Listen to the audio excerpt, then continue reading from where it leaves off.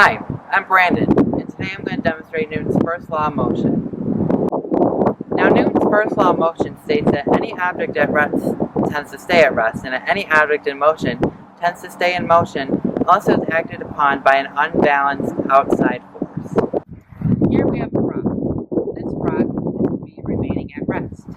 There is no force or anything that is exerting on this rock to make it in motion.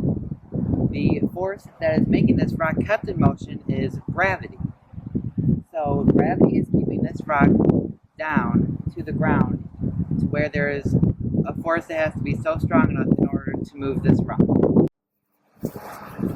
Before we continue with the other examples, I just want to explain with you the concept of inertia.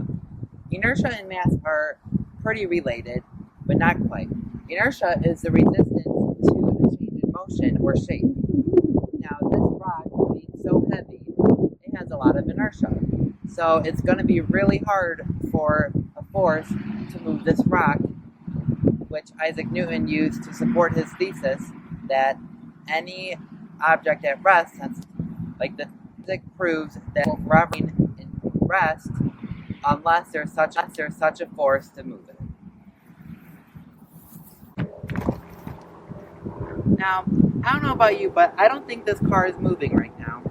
This car is to be said at rest as well as the rock was.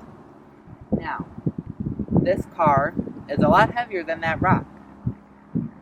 This car has a lot of inertia, meaning that there is going to be a really high amount of force needed to move the car. So, referring back to Isaac Newton's first law, this car is going to remain at rest until there is such a force to move it. Here we have a soccer ball. Now, as you can see, the soccer ball is remaining at rest due to the force of gravity. When I kick this soccer ball, the soccer ball is going to be in motion because my foot, is giving it a force to move the soccer ball.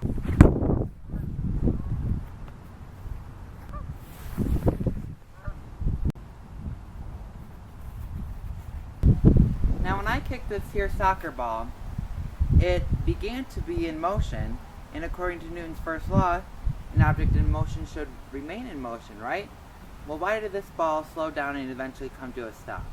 Well, the friction of the grass here is the opposing force that was able to slow down this ball to a stop. Also, when the ball was kicked, it might have been in the air a little bit, so gravity pulled the ball back down to the ground, or to earth. And then the grass's friction did the rest of the job to slow down the ball to its final position. Now here am I driving down the road, and I'm going to show you guys an example of an object in motion and how it should stay in motion. When I let go of the accelerator of the car, as you can see, the speedometer is decreasing.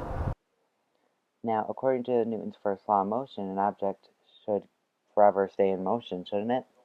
Well, the friction of the road is causing the car to slow down, and due to air resistance as well, the car is slowing down because of how big the car is. So, the friction on the ground is going to slow down the car going to a stop. Just to recap Newton's first law of motion, Newton stated that any object at rest tends to stay at rest, and any object in motion tends to stay in motion unless acted upon by an unbalanced force. I hope you guys learned something about Newton and his 3 laws of motion today. Thank you for watching this video. Have a great day.